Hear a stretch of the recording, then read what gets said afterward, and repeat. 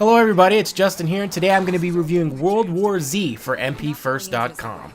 You've heard the stories. We will starve here.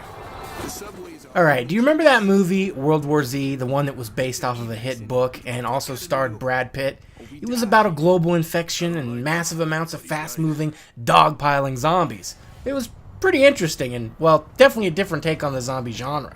But regardless of your thoughts on the flick, there was actually one element that stood out to me, and it was definitely the way that the zombies moved and attacked and just sort of devoured everything on the screen in almost an ant-like colony fashion.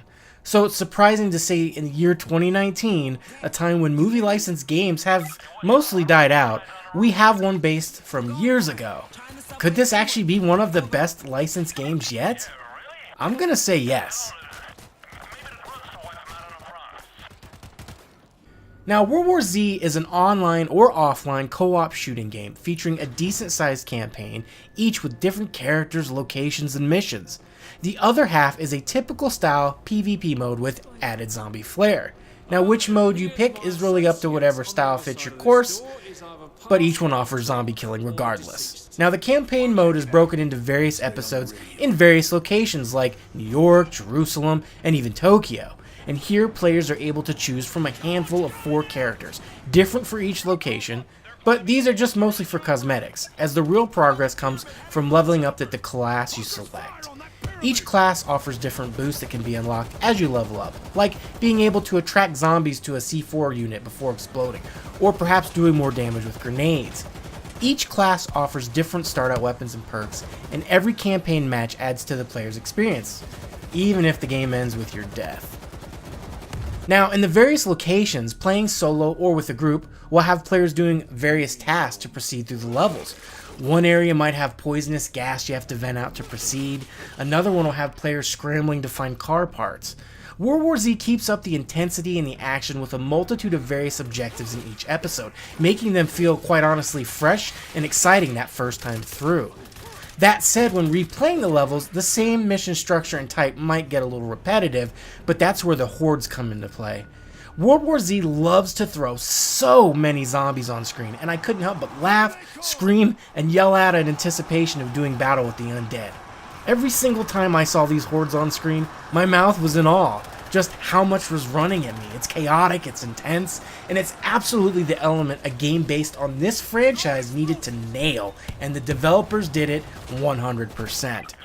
Now, while the massive horde of regular zombies are a sight, they can be taken down with relative ease and firepower. Now, which might have made the game seem a little too easy at times, but adding in the special zombies are what shakes things up a bit. From a hulking armored zombie to a fast aerobic zombie, these two guys can pin players down and prevent them from moving until another character actually comes and saves them. Now, there are also screaming zombies that attract hordes, and a chemical suit zombie who leaks out toxic gas to impede vision and health. By themselves, these would be sort of easy also, but added in with a huge swarm of zombies, players end up with some chaotic and frantic combat moments. Luckily, though, there is a wide assortment of weapons such as shotguns, assault rifles, and heavy guns to find, use, and unlock upgrades. And now with so much on the screen going, there might be concern with, well, how does the game look and run? And this is another area that I walked away feeling absolutely surprised. Having hands-on time with both the Xbox One and PS4 version of the game not only runs well, but looks surprisingly colorful, full of vibrant locations, day and nighttime settings, and zombies that look downright nasty. There's plenty to like about the visual style. Now, there are some noticeable framing issues with zombie bodies when like huge explosions happens and sends them flying in the sky, weird clipping things, but otherwise, things run really great. Teamwork is also essential, as there will be those special zombies that can pin those players down, and like I said earlier, the only hope for escape is with the assistance of a teammate. Luckily, if you're playing offline solo, the AI can handle that, and fighting fairly confident, but don't expect them to assist with finding items or doing anything other than surviving. So that can kind of make playing solo a little bit harder to accomplish mission objectives, but I was still able to accomplish playing alone, and with the various difficulty settings, this can also be adjusted. Now, multiplayer-specific modes take on a similar approach with their own unique set of classes that players can upgrade over time, and, well, it has a typical feature of classic multiplayer, such as capturing an area or team killing. Yet, here they add on their own spin on this at various times with the massive horde zombies that can come in waves and to different areas of the maps. This can be both good and bad for players depending on the situation and the outcome, but it always adds an extra spark of excitement to the matches in what might otherwise be considered a typical multiplayer mode. That aside, the whole game is built around playing with others, so as far as multiplayer goes, this one is super friendly and easy to play with others via matchmaking in either mode. Though currently it does not appear to have private lobbies, which is a little bit disappointing. Now, when I first heard of World War Z, the game, I kind of came away feeling like this was going to be one of those moments where you go, you know, this is just a little too late, too little, guys, I'm sorry, but I'm sure I'm not alone on this thought process. But that's not to say World War Z doesn't have issues and that it surprised the hell out of me. Playing solo can be a little harder than expected since the game is definitely catered to multiplayer. The option to play solo, though, is a very nice feature.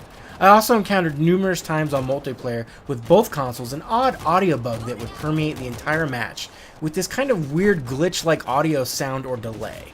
But really, that aside, I've been having a blast playing World War Z. The zombie hordes are always an impressive sight to see, and the thrill of fighting thousands of zombies has never been better, or better realized.